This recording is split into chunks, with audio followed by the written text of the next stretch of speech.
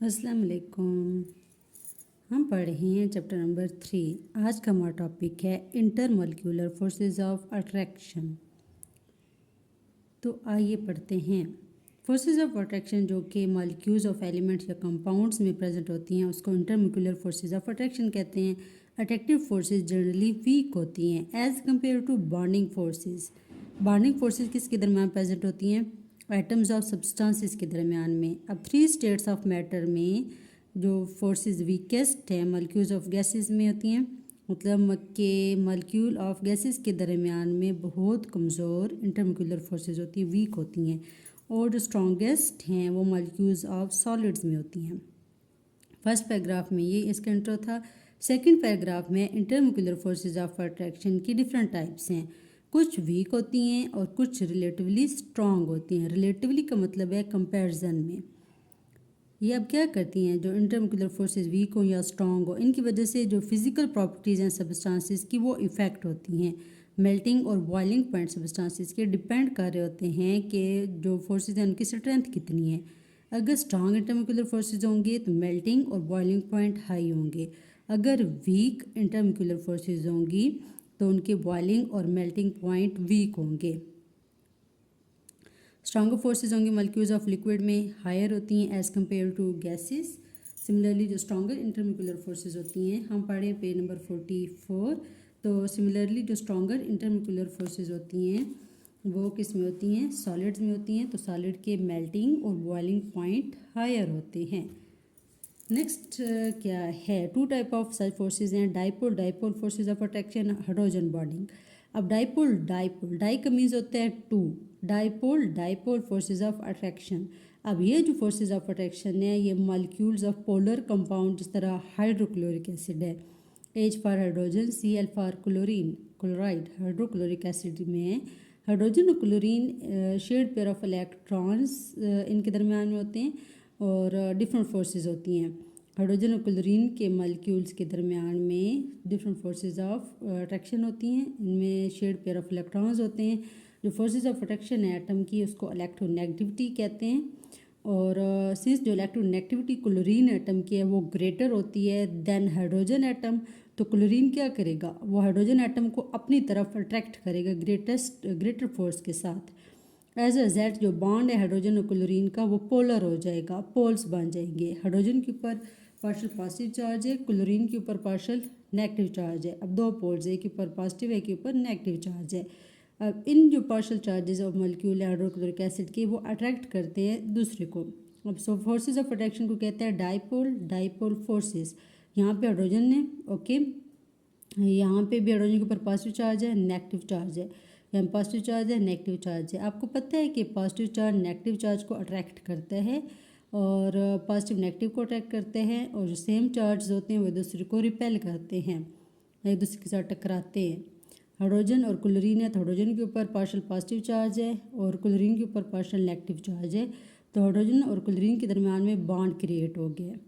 Okay, next है कि जो कंपाउंड्स होते हैं इस टाइप के अट्रैक्टिव फोर्सेस में तो रिलेटिवली हायर होते हैं। इनमें मेल्टिंग और बॉइलिंग पॉइंट्स। हाइड्रोजन बॉन्डिंग क्या है? हाइड्रोजन बॉन्डिंग स्पेशल केस है डाइपोल अट्रैक्टिव फोर्सेस का। हाइड्रोजन में कोवलेंट बॉन्डिंग होती है तो हाईली इलेक्ट्रोनेगेटिव एलिमेंट्स में होती है, जिस तरह fluorine, oxygen, nitrogen. F for fluorine, O for oxygen, N for nitrogen. तो लार्ज डिफरेंस होता है इनका इलेक्ट्रोनेगेटिविटी वैल्यू का। और ये कोवलेंट बॉन्डिंग होती है इनमें। हाइड्रोजन बॉन्डिंग के अंदर कोवलेंट बॉन्ड होते हैं, हाईली पोलर होते हैं। As a result strong dipole attractions होती है मॉलिक्यूल्स में। फॉर एग्जांपल वाटर, तो OH बॉन्ड हाईली पोलर होता है। अब इसकी वजह से स्ट्रॉन्ग अट्रैक्टिव फोर्सेस होती हैं, डेवलप होती हैं मॉलिक्यूल्स वाटर में। वाटर का क्या फार्मूला है? H2O। तो यहाँ पे आप लोग अब एग्जाम्पल देखें, H है, ठीक है, H2O। H2 का मतलब है कि 2 हाइड्रोजन है, 1 ऑक्सीजन है। अब यहाँ पे इसके दरमियान में पार्शियल नेगेटिव चार्ज है, हाइड्रोजन के ऊपर पार्शियल पॉजिटिव चार्ज है। Similarly partial negative positive negative. अब इसकी वजह से इनके दरमियान में हाइड्रोजन बॉन्डिंग क्रिएट हो गई है H2O में, हाइड्रोजन बॉन्ड। तो अट्रैक्टिव फोर्सेस जो कि मॉलिक्यूल्स ऑफ वाटर में उनको हाइड्रोजन बॉन्डिंग कहते हैं। क्या कहते हैं? हाइड्रोजन बॉन्डिंग कहते हैं। पेज नंबर 45 आप लोगों ने पढ़ा और पेज नंबर 44 से स्टार्ट लिया था। तो नेक्स्ट पेज पे देखते हैं कि क्या है, पेज नंबर 46 पे।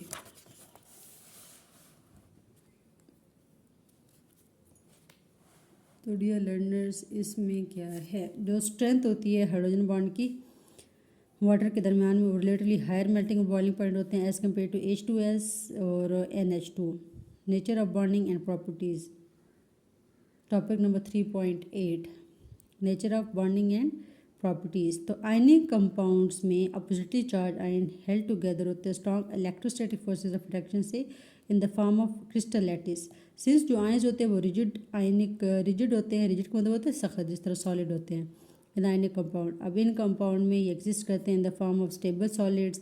सिग्निफिकेंटली मतलब इंपॉर्टेंट पॉइंट ऑफ व्यू से हाई मेल्टिंग पॉइंट होते हैं, सिंस जो आयन है वो स्फेरिकल होते हैं, अपोजिटली चार्ज होते हैं और एक दूसरे को उन्होंने सराउंड किया होता है side by side, all side से इन्होंने सराउंड किए होते हैं। आयनिक बॉन्ड्स नॉन डायरेक्शनल होते हैं, कोई प्रॉपर डायरेक्शन नहीं होती कि हम कहेंगे कि राइट से लेफ्ट जा रहे हैं या लेफ्ट से राइट जा रहे हैं, नॉन डायरेक्शनल होते हैं। अरेंजमेंट ऑफ आयन को क्रिस्टल लैटिस कहते हैं। क्या कहते हैं?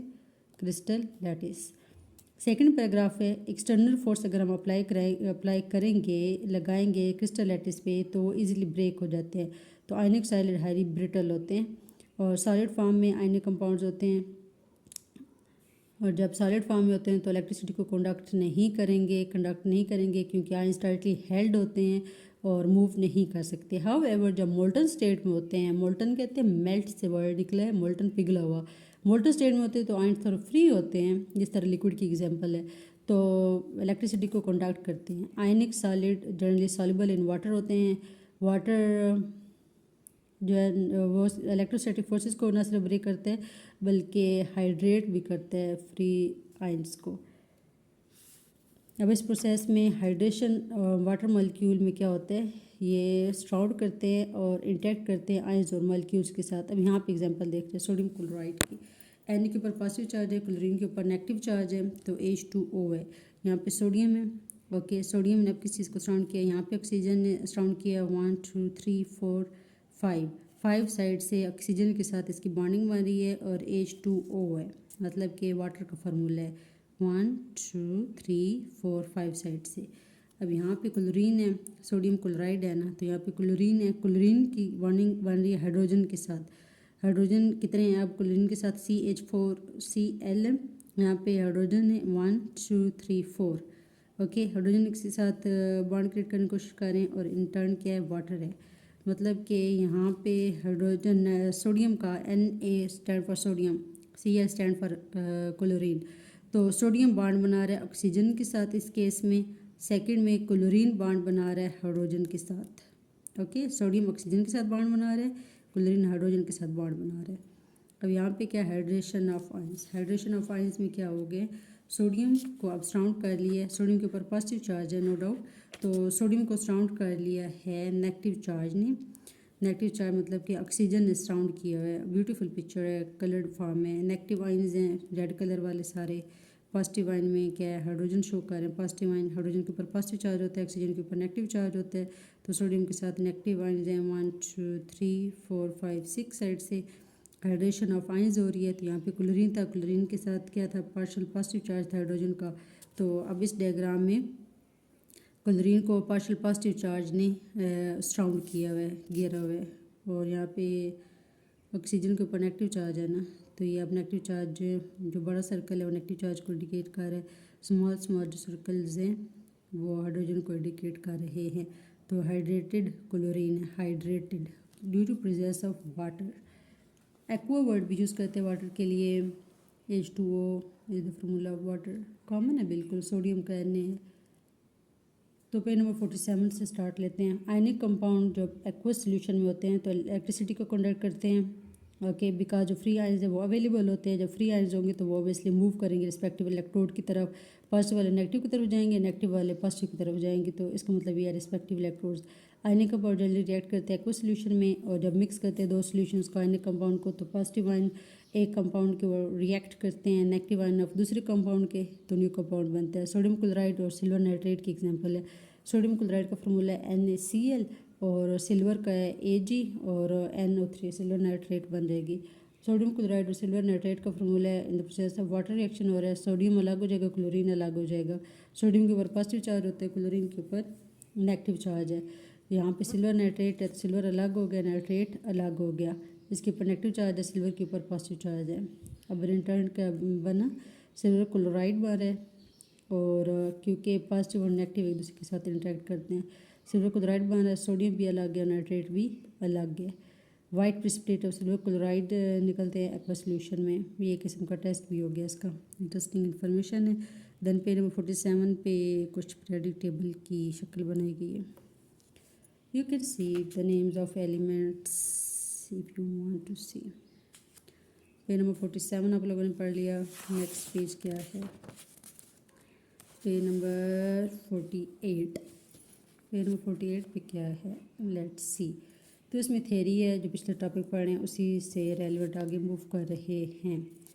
अब इसमें क्या कह रहे हैं? इसमें कह रहे हैं जो एलिमेंट्स और कंपाउंड्स होते हैं एटम्स के, वो कोवलेंट बॉन्डेड होते हैं, बिहेव करते हैं डिफरेंटली फ्रॉम आयनिक कंपाउंड। हर एक जो बॉन्ड है उसकी अलग अपनी नेचर है, अलग उसकी प्रॉपर्टीज़ हैं। एलिमेंट जो राइट साइड पे प्रेजेंट होते हैं पीरियोडिक टेबल के, वो एग्जिस्ट करते हैं कोवलेंट बॉन्डेड की फॉर्म में। डाई एटॉमिक मॉलिक्यूल्स होते हैं, डाई का मीन मैं बता चुकी हूँ, 2 होते हैं। डायटॉमिक मॉलिक्यूल्स होते हैं एक्सेप्ट मतलब के बगैर, इनर्ट गैसेस के बगैर। फॉर एग्जांपल नाइट्रोजन है N2, oxygen O2, fluorine F2, chlorine Cl2। अब due to very weak forces of attraction जो इनके मॉलिक्यूल्स होते हैं उनकी डेंसिटीज़ और बॉइलिंग पॉइंट लो होंगे। फिर ब्रोमीन है, वो वोल्टाइल फ्यूमिक लिक्विड है। वोल्टाइल का मतलब होता है जो एवोपरेट हो जाता है इजीली। तो Br2 ब्रोमीन वो एग्जिस्ट करती है वोल्टाइल फ्यूमिक लिक्विड की फॉर्म में। और element like carbon, phosphorus, sulphur वो एग्जिस्ट करते हैं कोवलेंट सॉलिड्स की फॉर्म में। अब ये जो सॉलिड्स एलिमेंट है वो एग्जिस्ट करते हैं एमॉर्फस की फॉर्म में भी और क्रिस्टलाइन की फॉर्म में भी। एमॉर्फस की कोई स्पेसिफिक शेप नहीं होती, और दो क्रिस्टलाइन जो है उसके प्रॉपर क्रिस्टल्स होते हैं, प्रॉपर शेप होती है। सेकंड पैराग्राफ है कोल। कोल क्या है? एमॉर्फस फॉर्म ऑफ कार्बन है। जो डायमंड है और ग्रेफाइट है वो क्रिस्टलाइन फॉर्म है। कोल को हम कहाँ यूज़ करते हैं? एज अ फ्यूल यूज़ करते हैं इलेक्ट्रिसिटी जनरेशन के लिए, इलेक्ट्रिसिटी जनरेशन प्लांट्स में। डायमंड में हर कार्बन आइटम सराउंडेड होता है 4 कार्बन आइटम्स के साथ, क्योंकि कार्बन टेट्रावैलेंट है। टेट्रा का मतलब होता है 4। कार्बन ने अपनी 4 वैलेंसीज पूरी करनी है, कार्बन 4 बॉन्ड्स बनाने हैं। तो हर कार्बन आइटम सराउंडेड होता है 4 दूसरे कार्बन आइटम के साथ और लिंक्ड होते हैं स्ट्रॉन्ग कोवलेंट बॉन्ड्स के थ्रू। अब इस रिजिड स्ट्रक्चर की वजह से जिस तरह डायमंड है वो हार्डेस्ट हो जाते हैं ऑन दिस प्लेनेट है, और इसको क्यों यूज़ करते हैं? कटिंग के लिए यूज़ करते हैं, पॉलिशिंग के लिए यूज़ करते हैं और ड्रिलिंग टूल के तौर पे यूज़ करते हैं। नेक्स्ट पैराग्राफ है ग्रेफाइट के बारे में। ग्रेफाइट किस चीज़ पे कंसिस्ट करता है? लेयर्ड स्ट्रक्चर होता है, हेक्सागोनल रिंग्स होते हैं, हेक्सा मीन 6 रिंग्स होती हैं कार्बन की। सिंस जो लेयर्स हैं वो बॉन्डेड स्ट्रांगली नहीं होती और स्लिप कर जाती है दूसरे के ऊपर। ग्रेफाइट दस यूज़ करते हैं लुब्रिकेंट के तौर पर इंडस्ट्रीज़ में। लुब्रिकेंट फ्रिक्शन को कम करने के लिए जो मटेरियल यूज़ करते हैं उसको कहते हैं। फर्दर ये जो लेयर्स होती है ग्रेफाइट की वो मोबाइल इलेक्ट्रॉन्स पे होते हैं। मोबाइल का मतलब होता है मूवेबल, जो चीज़ मूव कर सकती है। इन बिटवीन दैम फिर graphite good conductor of electricity है और उसको इलेक्ट्रोड के तौर पे भी यूज़ करते हैं। नेक्स्ट पैराग्राफ है बाइनरी कोवलेंट कंपाउंड का। वो एग्जिस्ट करते हैं, उनका लो टेम्परेचर बॉइलिंग पॉइंट होता है except gases, except water sorry. Binary covalent compound generally exist करते हैं as low temperature boiling gases except water. Methane CH4 is the formula of methane, ammonia NH3, hydrogen sulfide H2S, hydrogen chloride HCl, nitrogen dioxide NO2, carbon dioxide CO2, sulphur dioxide SO2। ये क्या है? ये covalent compounds हैं जो कि gases हैं room temperature पे। Water और hydrogen fluoride on the other hand liquid हैं एट रूम टेम्परेचर पे। लिक्विड वाटर में हाई बॉइलिंग पॉइंट होता है बिकॉज स्ट्रॉन्ग इंटरमोलिकुलर फोर्सेज होती हैं इनके मॉलिक्यूल्स में। कोवलेंट मॉलिक्यूल्स में हाइड्रोजन क्लोराइड आ जाता है, सल्फ्यूरिक एसिड है, नाइट्रिक एसिड है, जो कि आयोनाइज हो जाते हैं कम्प्लीटली, तो वाटर में बिहेव करते हैं एज स्ट्रॉन्ग एसिड्स। HCl है, वाटर की प्रेजेंस में हाइड्रोजन अलग हो रहा है, क्लोरीन अलग हो रहा है। H2SO4 है, sulphuric acid, king of acids. H2SO4 water की प्रेजेंस में 2 हाइड्रोजन अलग हो रहे हैं और SO4 2 नेगेटिव अलग हो रहे हैं। एक्वस फॉर्म में ये चीज़ें बन रही हैं, सोल्यूशन की फॉर्म में। HCl गैसेस फॉर्म में था, H2SO4 लिक्विड फॉर्म में था। L for liquid, G for gases, AQ for aqueous solution. तो यहाँ पे आपका चैप्टर एंड हो चुका है, चैप्टर नंबर 3 पेज नंबर 48 तक पढ़ लिए। नेक्स्ट जो है वो एक्सरसाइज है 49 पेज पे ऑनवर्ड। एक्सरसाइज के लिए मैं अलग इंशाल्लाह वीडियो बनाऊंगी आप लोगों के लिए, ताकि आप लोगों के लिए इजी हो जाए। जो टाइटल होगा वो चेंज होता है। यूजुअली वीडियोस का जो थंबनेल है वो ऑलमोस्ट सेम ही होता है, तो टाइटल के थ्रू आपको समझ आ जाएगी कि वीडियो कौन सी वीडियो किसके बारे में है। तो इंशाल्लाह मिलते हैं अगली वीडियो में, तब तक के लिए अल्लाह हाफिज़। अपना रखिएगा ढेर सारा ख्याल और मुझे भी रखिएगा दुआओं में याद।